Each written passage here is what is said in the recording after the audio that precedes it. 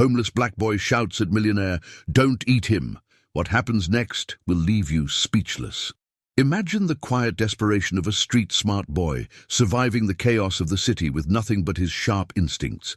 Now picture a wealthy, untouchable tycoon, seated in the glow of opulence, unaware that his life is teetering on the edge of disaster.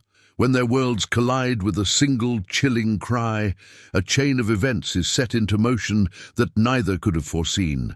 Why would a young boy risk everything to warn a stranger?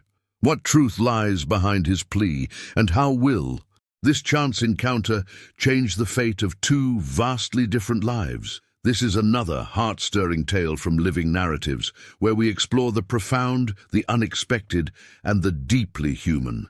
If this story touches your soul, let us know where you're watching from in the comments below. The bustling sounds of the city roared around Oliver as he weaved through the crowded streets, his small frame almost invisible amidst the chaos. His sharp, dark eyes darted from one face to another, reading the subtle cues most people ignored. A hand gripping a purse too tightly, a rushed glance. Over a shoulder, he had learned to interpret these signs as a matter of survival. At just 12 years old, Oliver had mastered the art of observing the world around him, a skill that kept him alive in the unforgiving streets he called home. That evening, as the city's lights flickered against the encroaching night, Oliver positioned himself near the entrance of an upscale restaurant. It was a place of polished glass and whispered conversations, where laughter and the clinking of crystal glasses spilled onto the pavement. He clutched a worn box of candy, his tool for earning a few coins, though he knew the wealthy patrons rarely spared him a glance. But tonight was different. His instincts, honed by years of hardship, tingled with unease. Through the gleaming windows, Oliver's gaze locked onto a man sitting alone at a corner table. The man, sharply dressed in a tailored suit, exuded the effortless confidence of someone who owned more than he could ever need. This was Arthur Kane, a name whispered in financial circles and emblazoned on skyscrapers. But Oliver wasn't impressed by wealth. He had seen too many polished exteriors that concealed rotten cores. What caught his attention wasn't the man, but the subtle tension in the room. A waiter approached Arthur with an almost imperceptible hesitation, his smile strained and his hands trembling slightly as he set down a steaming plate. Oliver's eyes narrowed. The waiter glanced toward the kitchen, a fleeting look that might have been missed by anyone else, but not by Oliver. His gut churned, a warning bell ringing in the depths of his being. Something was wrong. Arthur picked up his fork, his movements unhurried, oblivious to the unease radiating from the staff. Oliver's heartbeat quickened. He didn't know the man didn't owe him anything, but something compelled him to act. He couldn't explain it, but he had learned long ago to trust his instincts. "Don't eat that!" Oliver shouted, his voice cutting through the hum of the city. Heads turned, and the chatter in the restaurant hushed as Arthur froze, his fork hovering inches from his plate. The millionaire's eyes darted to the boy outside, his expression a mix of annoyance and confusion. The tension shattered as a security guard rushed toward Oliver, barking orders for him to leave. But Oliver stood firm, his thin shoulders squared against the imposing figure. "There's something wrong with that food," he insisted, his voice trembling but resolute. Arthur, irritated but intrigued, gestured for the guard to stop. Rising from his seat, he approached the glass door, opening it just enough to let the night air and Oliver's urgency seep in. "What's this about, kid?" he asked, his tone clipped but not unkind. Oliver pointed toward the plate still untouched on the table. "That waiter, he's scared. I saw him look back at the kitchen. He knows something." Arthur arched an eyebrow, skepticism shadowing his face. But before he could dismiss, the waiter reappeared, his expression betraying a flicker of guilt as he saw Arthur speaking with the street kid. Curiosity piqued, Arthur called the manager, his voice carrying the authority of a man unaccustomed to being questioned. The manager's flustered response, coupled with the Waiter's growing discomfort confirmed Oliver's suspicions. Moments later, a quiet confession unraveled. The plate had been tampered with, laced with a sedative intended to incapacitate Arthur for a planned robbery. Arthur's face darkened, his eyes shifting from the trembling waiter to the boy, still standing defiantly outside. He stepped out of the restaurant, his polished shoes clicking against the pavement, and crouched slightly to meet Oliver's gaze. "How did you know?" he demanded, his tone softer now, tinged with curiosity. Oliver shrugged, his voice steady despite the adrenaline coursing through him. "I see things people don't want others to notice." He hesitated, his young face betraying an old weariness. "You just looked like someone who needed help." Arthur studied him for a long moment, the weight of the boy's words settling heavily in the space between them. For the first time in years, the millionaire found himself at a loss. He straightened, gesturing for Oliver to follow him. "Come with me," he said, not a request, but a command laced with curiosity. Oliver hesitated, his instincts screaming against the unknown, but something in Arthur's tone made him take the first tentative step forward. As they disappeared into the night, the restaurant behind them erupted into chaos, the truth of the plot against Arthur unfolding, but the questions lingered like the smoke from the city's grates. Who was this boy with the uncanny ability to see danger before it struck, and why did he risk everything to save a stranger? Oliver shuffled awkwardly in the plush back seat of Arthur Kane's sleek black car.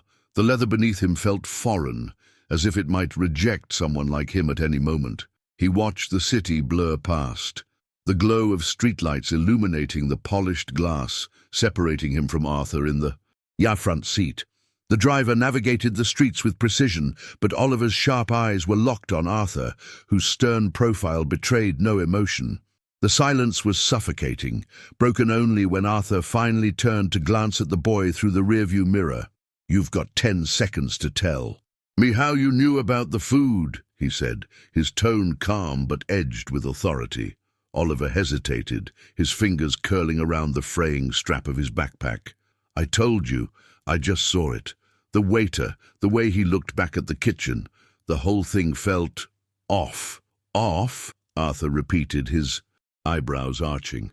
"You shouted at a stranger in the middle of a restaurant because it felt off." Oliver's jaw tightened. "You don't survive out here by ignoring your gut. I've seen things you wouldn't understand. People get desperate. They make choices. I know what those choices look like." Arthur leaned back, his sharp blue eyes scrutinizing the boy. He could tell Oliver wasn't lying, but the ease with which he spoke of desperation unsettled him. It was a language Arthur had never needed to learn. The car pulled up to a towering steel and glass building, its presence dominating the cityscape. Arthur opened the door without another word, gesturing for Oliver to follow. The boy hesitated, one foot on the pavement and the other still in the car. His instincts screamed at him to run, but curiosity and the vague sense of safety Arthur exuded won out. Inside, the building's vast lobby sparkled with cold elegance. Marble floors gleamed under the soft glow of chandeliers, and the faint hum of activity reverberated through the air. Arthur led Oliver to a private elevator, his silence an unspoken command for the boy to keep moving. As the elevator ascended, Oliver couldn't help but fidget under Arthur's gaze. "Why'd you bring me here?" he asked, his voice tinged with defiance. Arthur crossed his arms, his face unreadable. "Because you saved my life," he said simply, "and because I don't believe in coincidences." The elevator dinged, and the doors slid open to reveal Arthur's penthouse, a sprawling expanse of modern design, glass walls offering an unobstructed view of the city below. Oliver stepped inside, his worn sneakers squeaking against the polished wood floors. The space was immaculate, almost sterile, but its sheer scale left him momentarily breathless. Arthur walked to a sleek bar in the corner and poured himself a glass of amber liquid, gesturing for Oliver to sit. The boy eyed the pristine white couch warily before perching on its edge, as though afraid to leave a mark. "You're observant," Arthur began, swirling the glass in his hand. "That much." is clear, but what I don't understand is why you care. You could have just walked away." Oliver's gaze hardened. "Because I've seen what happens when no one speaks up. I wasn't going to let that happen to you." Arthur studied him for a moment, then set the glass down with a soft clink. "The world doesn't usually reward people like you for doing the right thing." Oliver smirked bitterly. "You don't say." Before Arthur could respond, his phone buzzed on the counter. He answered, his expression darkening as he listened to the voice on the other end. "They're confirming it," he said grimly, ending the call. "The waiter confessed. He was paid to spike my food. Someone was planning to take me out." Oliver leaned forward, his small frame taut with tension. "Do you know who?"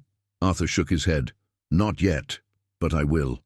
A tense silence filled the room, broken only by the faint hum of the city outside. Arthur finally turned to face Oliver fully, his expression softer now. "You could have kept walking. You could have stayed out of it. But you didn't." Oliver shrugged, his guarded demeanor slipping just slightly.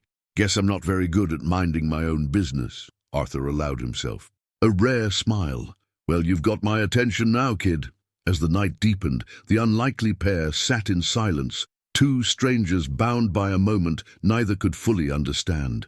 For the first time in years, Oliver felt a flicker of something unfamiliar, hope.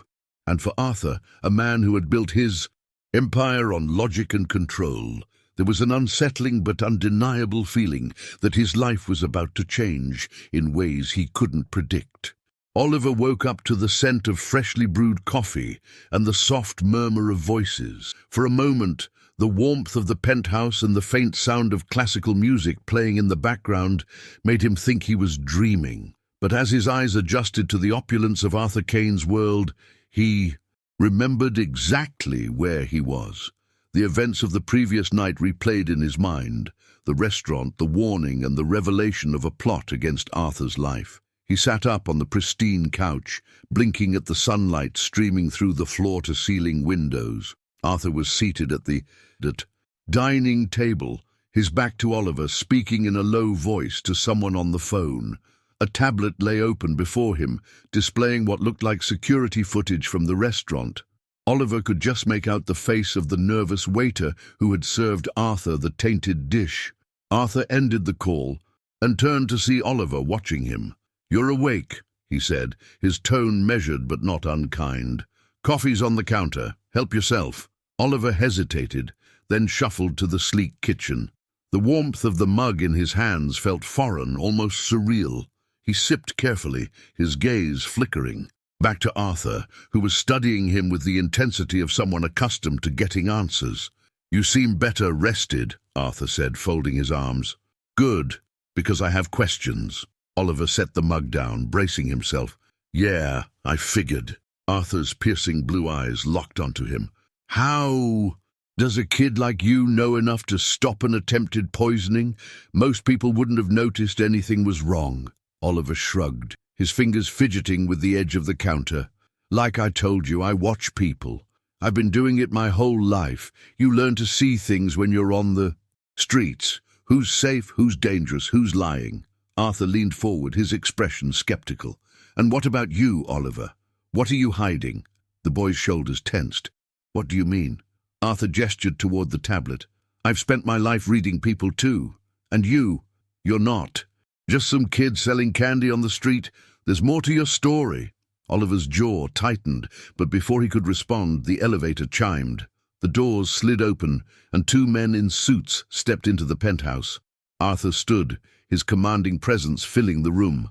"You're late," he said, curtly. One of the men, tall with a sharp jawline, handed Arthur a folder. "Apologies, Mr. Kane. We've identified the person who hired the waiter. It's someone from your circle." Arthur's face darkened as he opened the folder. Oliver craned his neck, trying to catch a glimpse of the contents, but Arthur closed it too quickly. "Interesting," Arthur muttered, his tone laced with restrained anger. "Someone I trusted." The second man cleared his throat. "Do you want us to handle it discreetly, sir?" Arthur shook his head. "Not yet. I want to know everything. Motive, connections, weaknesses. Don't move until I say so." The men nodded and left as swiftly as they had arrived, leaving the room heavy with tension. Arthur turned back to Oliver, his expression unreadable. "Looks like you saved me from someone very close." Oliver crossed his arms. "Told you the world's dangerous." Arthur studied him for a long moment. "And yet, you keep putting yourself in harm's way. Why?" Oliver hesitated. He could feel Arthur's sharp gaze cutting through his defenses. "Because someone has to," he finally said. "I've seen what happens when people look the other way. I'm not going to be that person." Arthur's expression softened slightly, but his voice remained firm. "You're reckless, Oliver. Brave, maybe, but reckless." Oliver met his gaze, unflinching. "Better than being a coward." The tension between them hung in the air like an unspoken challenge. Arthur sighed, pinching the bridge of his nose. "You're infuriating," he said, almost to himself, "but you're also resourceful. I might need someone like you." Oliver raised an eyebrow. "Need me for what?" Arthur smirked, his confidence returning. "Let's just say I have a feeling this isn't over, and if you're going to keep sticking your nose where it doesn't belong, you might as well make yourself useful." Oliver narrowed his eyes, unsure whether Arthur was mocking him or genuinely offering an opportunity. "What are you saying?" Arthur stepped closer, his tone serious. "I'm saying, if you're willing to trust me, I can offer you something better than living on the streets, a chance to use that sharp mind of yours for something meaningful." Oliver hesitated, the weight of the offer settling over him. Trust didn't come easily, especially not with men like Arthur Kane. But something in Arthur's gaze told him this wasn't just pity or charity, it was respect. "And what's in it for you?" Oliver asked, his voice cautious. Arthur's smirk returned. "Let's just say I have a lot to learn about people like you, and I think you might teach me more than you realize." For the first time in years, Oliver felt a flicker of possibility, a chance at something more than survival. He extended a hand. "All right, but I'm not calling you boss." Arthur chuckled, shaking his hand firmly. "Fair enough, kid, fair enough." The penthouse hummed with a tense quiet as Arthur and Oliver began to navigate their new, unspoken alliance. Despite Arthur's wealth and control over his environment, Oliver's sharp instincts and streetwise demeanor brought an unpredictability he hadn't anticipated. The boy carried an air of defiance that intrigued Arthur, but also a vulnerability he couldn't ignore. That evening, Arthur sat by his desk, scrolling through files on his sleek laptop. The information about the attempted poisoning revealed more questions than answers. The person responsible wasn't just someone he knew. It was a longtime associate he once considered a confidant. Betrayal had a bitter taste, and Arthur was determined to confront it. Oliver, meanwhile, wandered the vast living room. The luxury was still jarring. Polished floors that reflected the chandelier's glow, walls adorned with art worth more than he could fathom. He approached a glass display case, its contents shimmering in the dim light. A framed photograph caught his attention, a young Arthur standing with a woman and a boy about Oliver's age. They all wore genuine smiles, a stark contrast to the stoic man Oliver had come to know. "Who's the kid?" Oliver asked, breaking the silence. Arthur looked up, his eyes briefly clouding with a flicker of emotion. He hesitated before replying. "My son." Oliver turned, leaning against the display case. "What happened to him?" Arthur set the laptop aside, exhaling heavily. "He died. A car accident. It was years ago." The bluntness of the response silenced Oliver, but the rawness in Arthur's voice lingered in the air.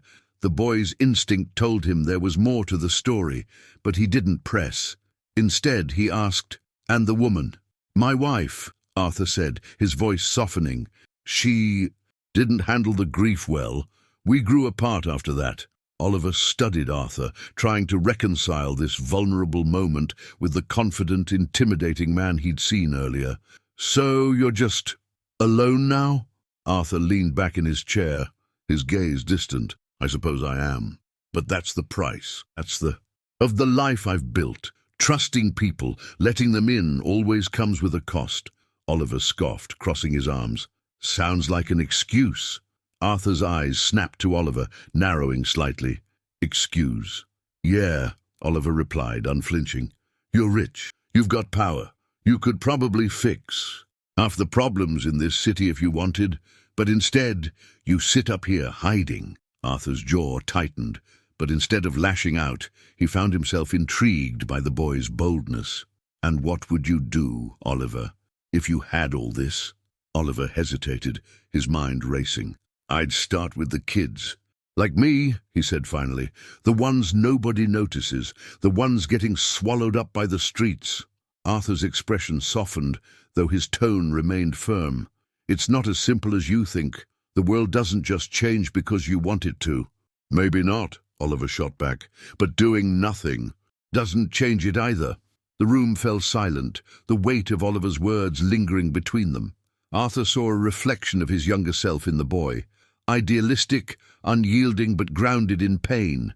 It stirred something within him, something he thought had died with his family. Before either could say more, the elevator chimed. Arthur's head snapped toward the sound, his posture stiffening. He wasn't expecting anyone. Oliver instinctively backed into the shadows, his survival instincts kicking in.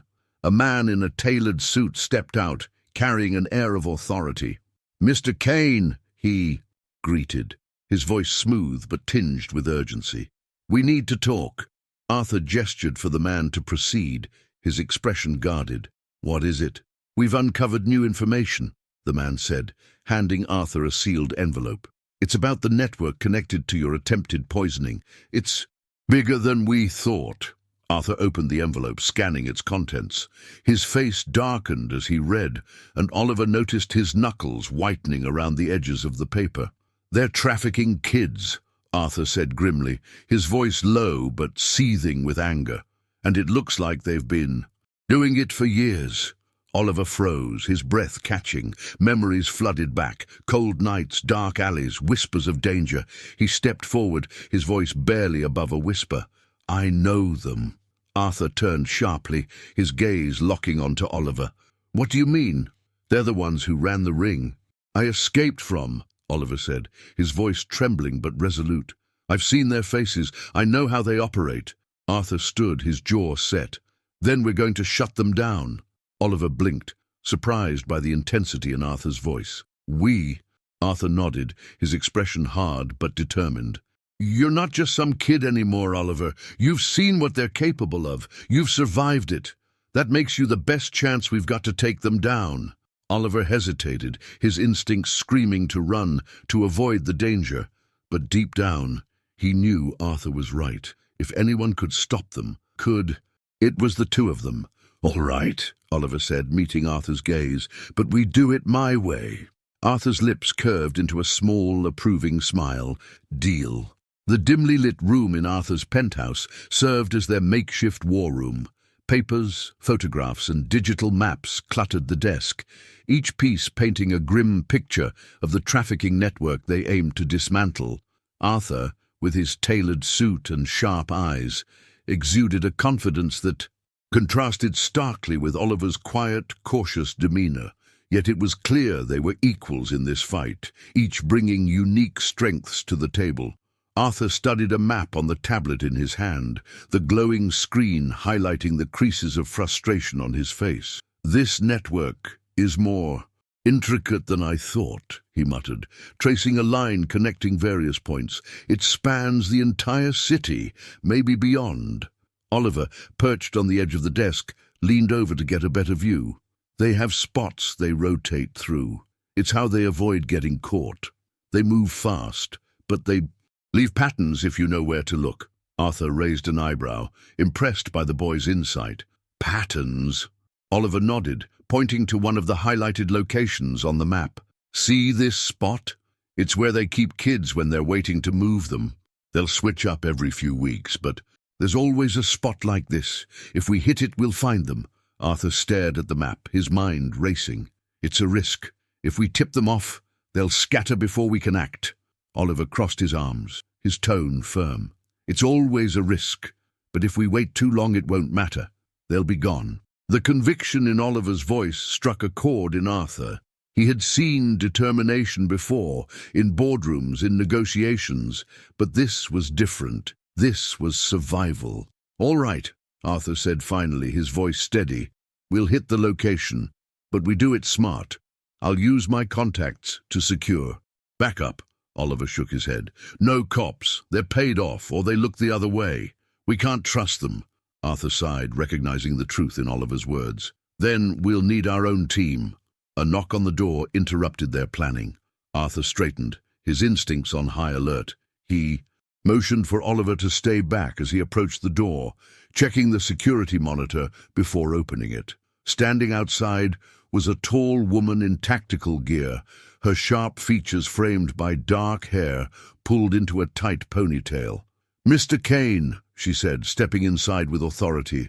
"Your message said it was urgent." Arthur gestured to Oliver. "This is Oliver. He's the one who brought this situation to my attention. We're dealing with a trafficking network, and we need your expertise."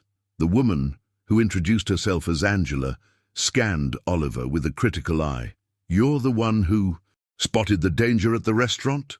Oliver nodded, meeting her gaze without flinching. "Yeah, and I can help find them." Angela raised an eyebrow, then turned to Arthur. "He's bold. I like that. But this isn't a game, Mr. Kane. If we're going after them, we need to be prepared for anything." Arthur nodded, his voice firm. "I'm aware. That's why you're here." Angela smirked, pulling a tablet from her bag. "Good. Let's get to work."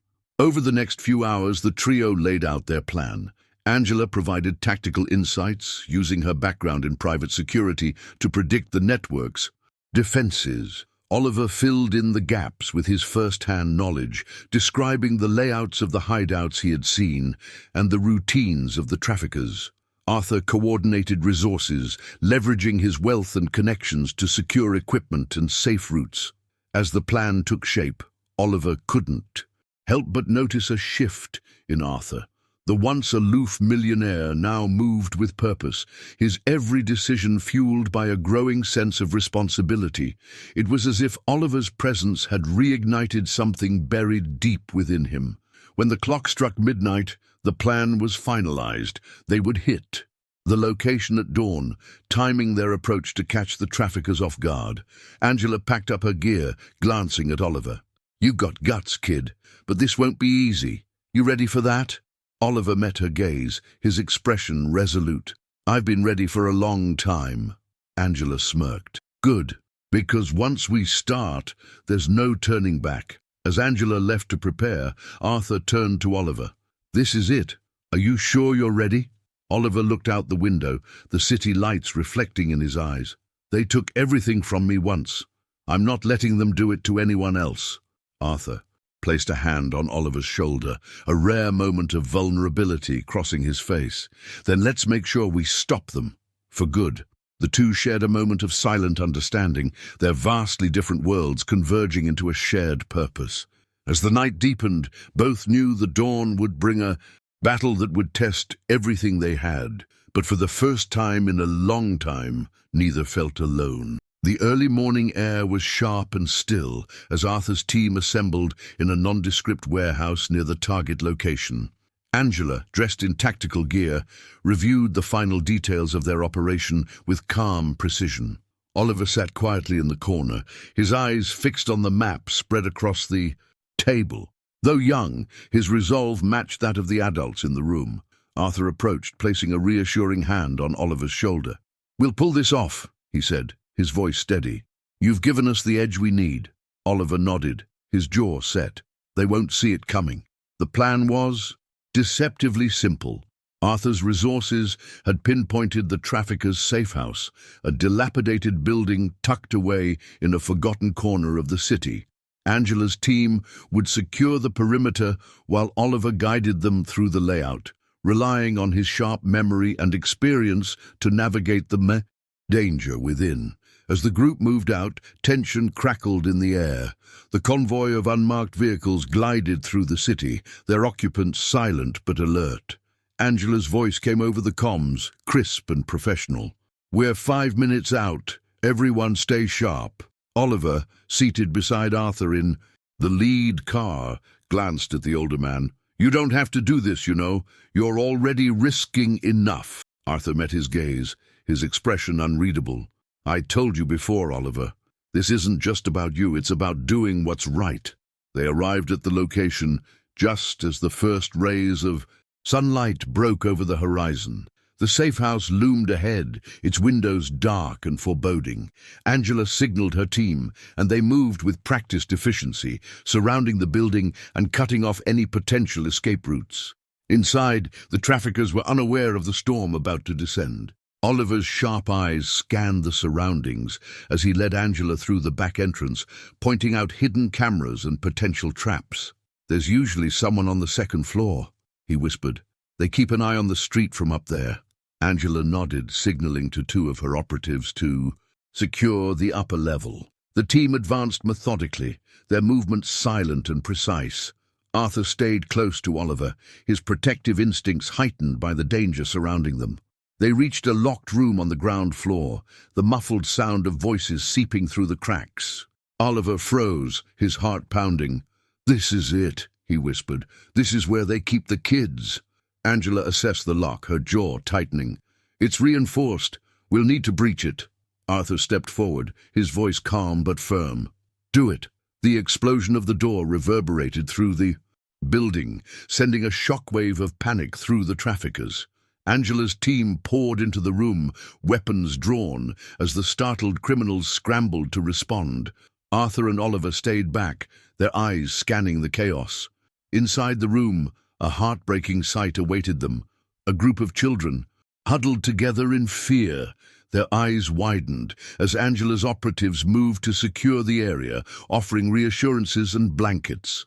Oliver stepped forward, his voice steady despite the lump in his throat. "You're safe now," he said. "No one's going to hurt you." As the children were escorted to safety, Arthur and Angela turned their attention to the remaining traffickers. The leader, a burly man with a scar running down his face, sneered at them. "You think this changes anything? There are always more like us." Arthur's gaze was ice-cold. "Not if I have anything to say about it." The traffickers were restrained and handed over to authorities, their operation dismantled. Angela's team began collecting evidence, ensuring that every detail of the network's activities would be exposed.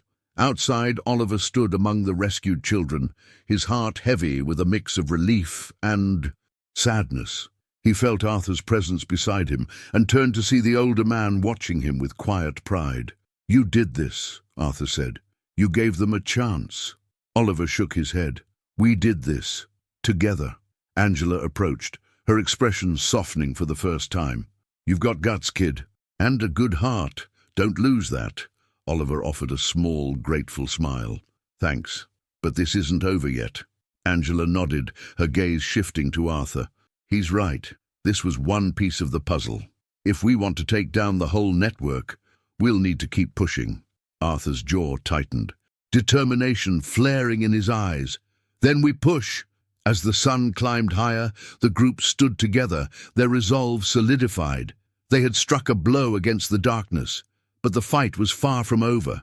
For the first time, however, they knew they had the strength and the will to see it through. The afternoon sun cast long shadows across the city as Arthur and Angela sat in the dimly lit operations room, going over the final details of their next move. The success of their earlier raid had provided crucial intelligence, including the location of the network's core operations. However, this time, the stakes were even higher. They weren't just shutting down another safe house, they were targeting the network's leaders. Oliver stood nearby, his face a mixture of apprehension and determination. He studied the maps spread out on the table, noting every detail of the building's layout. His sharp memory and street-smart instincts had proven invaluable, and he was prepared to step back into the shadows of the life he had escaped, if it meant bringing down the people who had tormented so many. "This isn't going to be easy," Angela said, her voice low but steady. "They'll be expecting retaliation. We need to be careful." Arthur nodded. "That's why we're not going in blind. We have the element of surprise. And Oliver." The boy looked up, surprised to hear his name. "What do you mean?" Arthur met his gaze. "You know their methods, their habits. You've lived in their world. We need you to guide us." Oliver hesitated, the weight of the request pressing heavily on his small frame. "I'll do it," he said finally, his voice steady. "But we have to be smart about this. They're ruthless." The plan was set. Oliver would infiltrate the building under the guise of a runaway seeking help. He would gather information on the layout and identify the key players before signaling the team to move in. It was a dangerous role, but Oliver insisted he could handle it. As the team prepared, Arthur pulled Oliver aside. "You don't have to do this," he said quietly. "You've already done more than enough." Oliver shook his head, his eyes burning with resolve.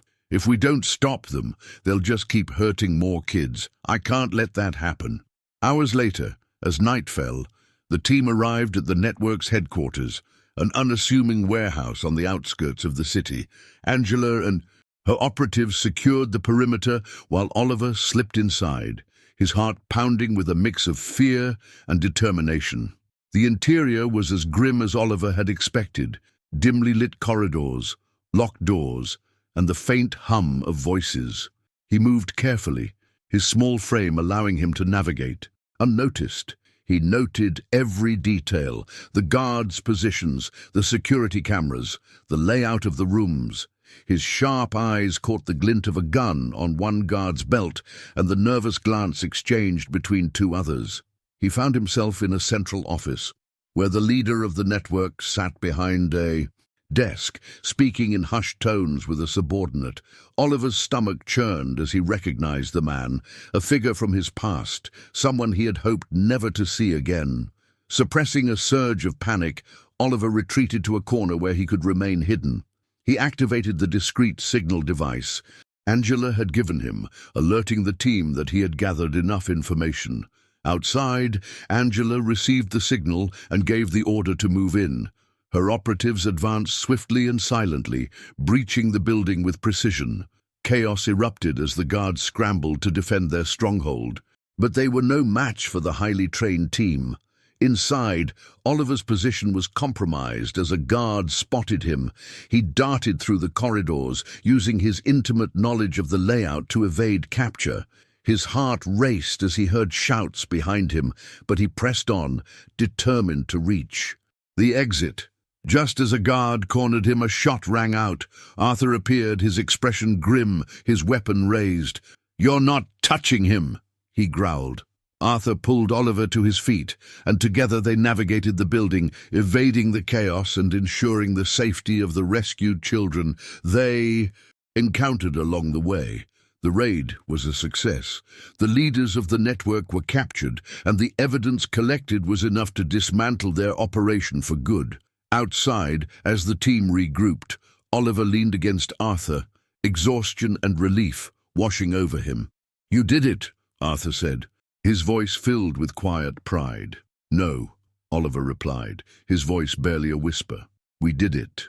As the first light of dawn broke over the city, the team stood together, knowing they had dealt a significant blow to a monstrous organization. Yet, in their hearts, they understood that their fight was far from over. Oliver's breath was shallow, his small chest heaving as he huddled in the corner of the dimly lit room. The cold concrete floor pressed against his hands as he surveyed his surroundings, desperate for a way out. The leaders of the network stood a few feet away, their shadows long and menacing under the flickering light. The faint hum of machinery in the background was the only sound, amplifying the tension in the air. "You're braver than most," the leader said, his voice a sinister mix of amusement and threat. "But bravery won't save you now." His eyes bore into Oliver, but the boy refused to cower. His instincts, sharpened by years of survival, told him that giving in would only seal his fate. Meanwhile, Arthur sat in his car a block away, heart pounding. His usual composure was gone, replaced by raw fear. The thought of Oliver in danger churned his stomach. The boy had become more than an unexpected ally.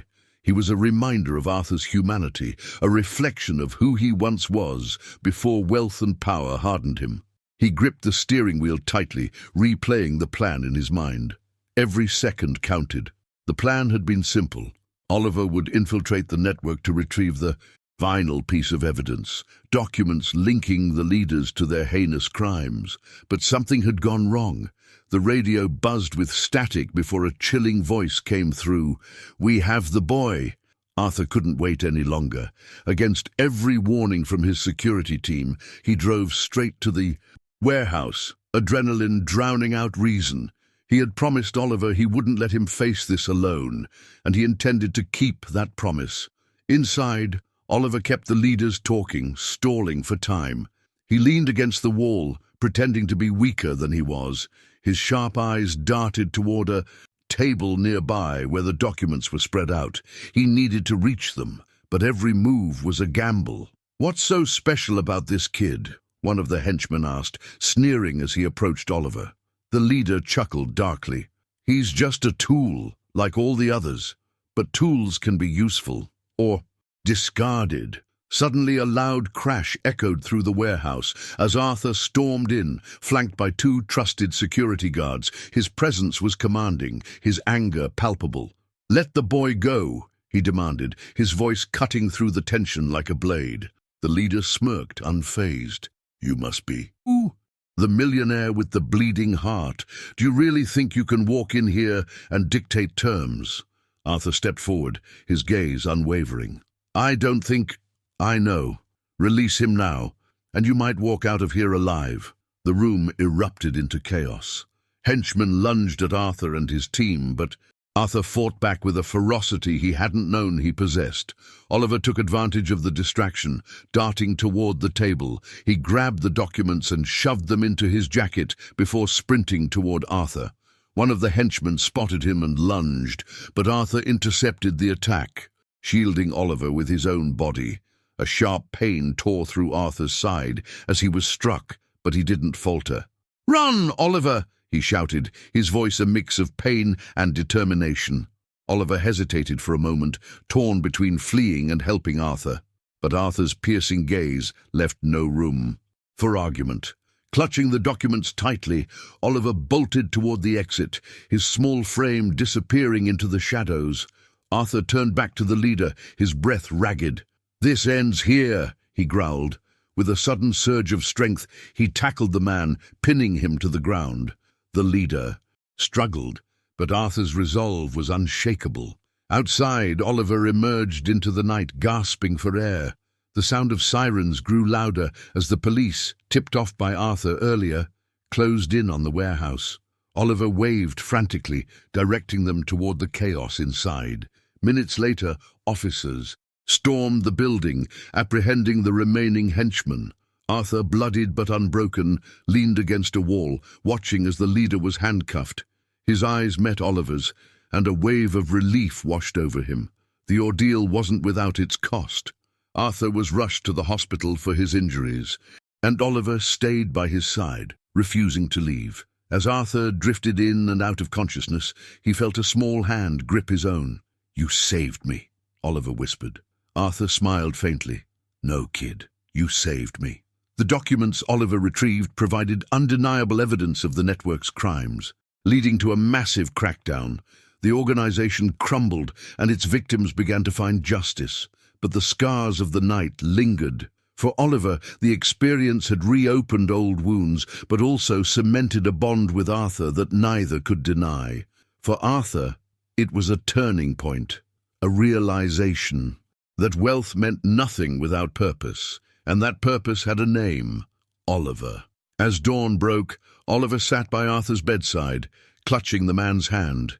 Together, they had faced the unthinkable and emerged stronger, bound by a sacrifice that would forever define their lives. The courtroom was packed, the air thick with tension and anticipation. Oliver sat in the front row, his small frame almost lost in the oversized suit Arthur had bought him for this day. His hands clenched tightly together, a mix of fear and hope coursing through him. Across the aisle, the accused, the leaders of the criminal network, sat stoic and defiant, their expensive lawyers whispering strategies into their ears. But the evidence was irrefutable, and they knew it. Arthur entered the courtroom moments later, his presence commanding immediate attention. Though still recovering from his injuries, he stood tall, the determination in his eyes unmistakable. He exchanged a brief nod with Oliver before taking his seat beside him. The weight of their journey, every risk, every wound, every moment of doubt, had led to this pivotal day. The prosecutor began presenting the evidence, starting with the documents Oliver had risked his life to retrieve. Screens around the courtroom displayed incriminating emails, transaction records, and surveillance footage, each piece a damning nail in the coffin of the network's leaders. The audience murmured in shock as the depth of the organization's operations came to light: child trafficking, blackmail, extortion. As the prosecutor detailed the crimes, Oliver's mind drifted back to the warehouse, to the moments of terror and courage that had brought him here. He glanced at Arthur, who placed a reassuring hand on his shoulder. "We did the right thing," Arthur whispered, his voice steady. Oliver nodded, though the lump in his throat made it hard to speak. The defense attempted to discredit the evidence, calling it circumstantial, claiming entrapment, but their arguments fell flat against the overwhelming proof. Witness after witness testified, including former victims who had found the courage to speak out, inspired by Oliver's bravery. Each testimony painted a picture of an organization driven by greed and cruelty, and of a boy who had risked everything to bring it down. When it was time for Oliver to testify, the courtroom fell silent. The judge called his name, and Arthur gave him an encouraging nod as he stood. The boy's steps were hesitant at first, but as he reached the stand, a quiet strength took over. The prosecutor guided him through his testimony, and Oliver recounted his experience, how he had been lured into the network, how he had escaped, and how he had fought to bring the truth to light. His voice faltered when he spoke about the night at the warehouse, but he pushed through, his resolve stronger than his fear. "Why did you risk your life to retrieve those documents?" the prosecutor asked, her tone gentle but firm. Oliver hesitated, then looked directly at the jury. "Because no one else would. And because, if I didn't, they would keep hurting kids like me. Someone had to stop them." The room was silent, the weight of his words hanging in the air. Even the most hardened skeptics in the audience seemed moved by the boy's courage. When the defense cross-examined him, trying to paint him as unreliable, Oliver didn't flinch. His answers were concise, his gaze unwavering. Arthur watched with pride, seeing the boy transform from a streetwise survivor into a beacon of hope. As the trial reached its conclusion, the judge delivered the verdict, guilty on all counts. The courtroom erupted in a mix of relief and celebration. The leaders of the network were led away in handcuffs, their empire dismantled. But amidst the victory, Arthur noticed Oliver sitting quietly, his expression pensive. "What's on your mind, kid?" Arthur asked as they walked out of the courthouse. Oliver looked up at him. "It's over, but it doesn't feel like it. There are still kids out there like I was who need help. This was just one fight." Arthur knelt to meet Oliver's gaze, his tone serious yet warm. "You're right. But what you did here today, what we did, it matters. It's a start. And we're not stopping here." The words resonated deeply with Oliver. For the first time, he felt the weight of his past begin to lift, replaced by a sense of purpose. Outside the courthouse, reporters swarmed, and cameras flashing. Arthur shielded Oliver as they made their way through the crowd, answering a few questions, but refusing to let the boy become a spectacle. "This isn't about headlines," Arthur said firmly. "This is about justice." That night, back at Arthur's home, Oliver sat by the window, staring at the city lights. Arthur joined him, placing 2 mugs of hot cocoa on the table. "What's next for us, Mr. Kane?" Oliver asked, his voice quiet but curious. Arthur smiled, a glimmer of hope in his eyes. "We build something better, together. A place where kids like you don't just survive, they thrive." Oliver nodded, a faint smile spreading across his face. For the first time in years, he allowed himself to dream. Months had passed since the trial, but the impact of that day rippled far beyond the courtroom. Oliver's life, once defined by survival, had transformed into one of hope and opportunity. He now lived in a modest but warm apartment, funded by the foundation Arthur Kane had established in his name, the Oliver Initiative, a program dedicated to helping children escape the streets and build brighter futures. It was a crisp autumn morning as Arthur pulled up in front of Oliver's new school. The building stood tall and inviting, a stark contrast to the harsh streets Oliver had once called home. Arthur stepped out of the car and adjusted his tie, waiting for Oliver to join him. The boy emerged, his new school uniform a little big for his small frame, but a perfect symbol of his new start. "You ready?" Arthur asked, offering a reassuring smile. Oliver hesitated, clutching his backpack. "What if they don't like me? What if I don't fit in?" Arthur knelt to meet Oliver's gaze. "You've faced worse than this, kid. You don't need their approval. You've already proven you belong anywhere you want to be." With a deep breath, Oliver nodded and followed Arthur into the school. Teachers greeted him warmly, aware of his story and the strength it took for him to reach this point. As Arthur watched Oliver walk into his classroom, a pang of pride mixed with sadness washed over him. He knew this was the beginning of Oliver's journey toward independence. Back at Arthur's office, the day was no less significant. The Oliver Initiative had grown exponentially, with donations pouring in from across the city and beyond.